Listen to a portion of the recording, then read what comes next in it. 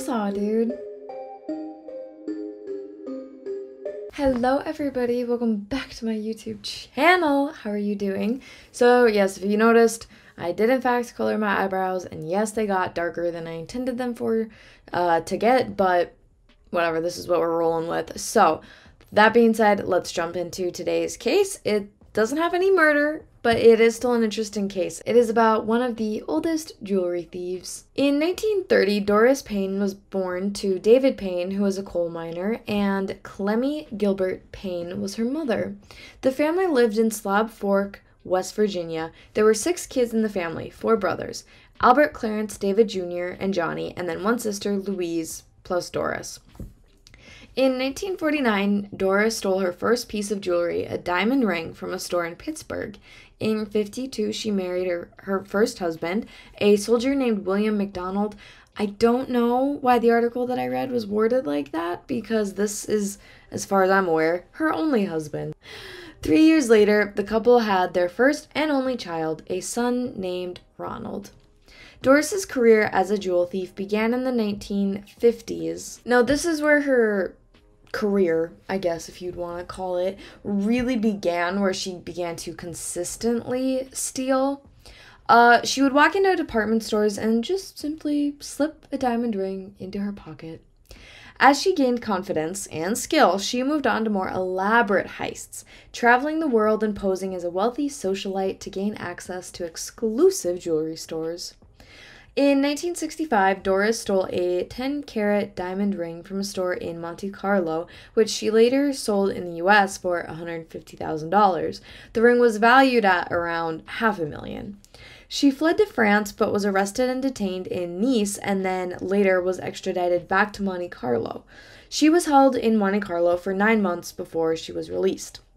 The authorities were not able to find the ring, and as far as I'm aware, to this day, no one knows where this ring is at. It'd be kind of cool to have it now, like to see what she stole.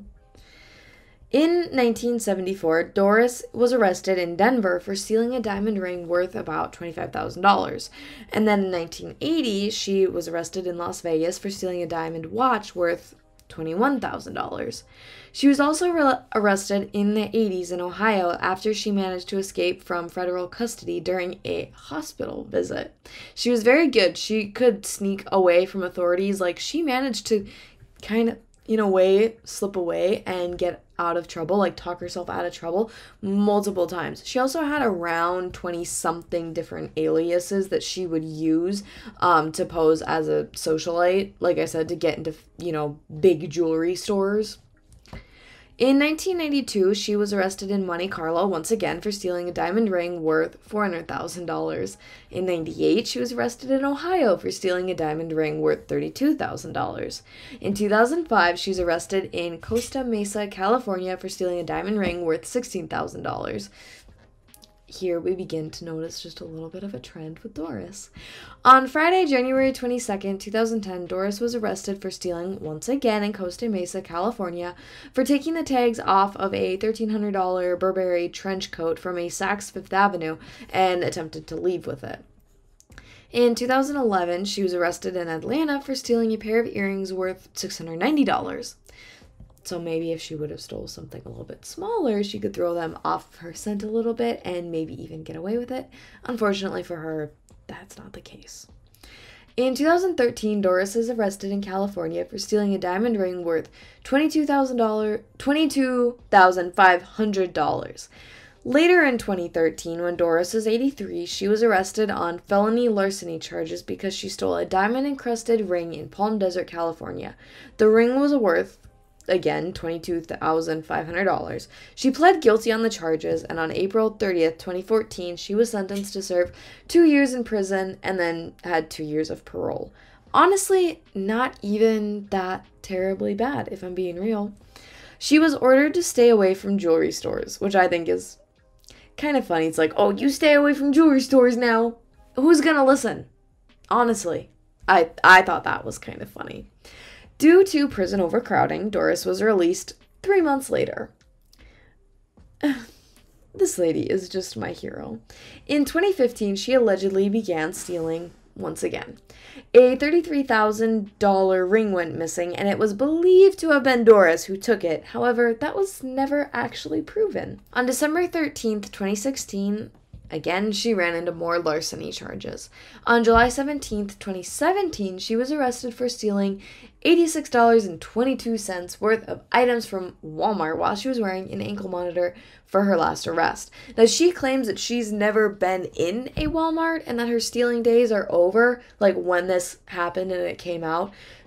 So she denies this. However, 2017, there would be security cameras. So I don't know how she can get away with it, but you never know. Finally, in 2017, Doris is sentenced to 2 years in prison for stealing a diamond necklace worth $22,500 from a store in Atlanta. But now, after everything that she has done as a criminal, Doris says that she's ready to turn her life around. She has written a memoir, which she hopes will inspire others to follow a more honest path, and she's working with law enforcement officials to return some of the jewels that she stole.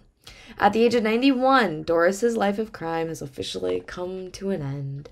In a recent interview with a major news outlet, she spoke candidly about her past and her regrets. "I did what I had to do to survive. I was never violent. I never hurt anyone. I just took what I wanted, and I got away with it." They do say that, shoplifting, it becomes to be a bit of a habit for some people. In 2021, Doris's life story is a subject of a feature film, The Life and Times of Doris Payne. Payne, unfortunately, has passed away at 91 years old, which is unfortunate, but she lived a good life, I think. Some of her nicknames include Diamond Diva and the Grandma Bandit. I think that her story is very interesting. This is just kind of a brief overview of it, but there is a lot more that you could learn about Doris. She really was an interesting lady. I haven't watched the feature film that they did of her, but I think it would be very interesting. So you guys should definitely go check that out. But that is it for me today. Thank you guys for watching, and I will be back tomorrow with another True Crime Courier video. We are supposed to get a snowstorm this week, so I probably won't have tomorrow's video up at 7. I'm trying to work to get caught up again. My weekend got kind of crazy, and I didn't post on Sunday, and that sucked. I don't like doing that. So I'm hoping that this week I can upload some more or just get more videos ready. I'm trying harder to make my videos around 10 minutes. That seems to be what people enjoy more. So that means that there's a lot more research that goes into it.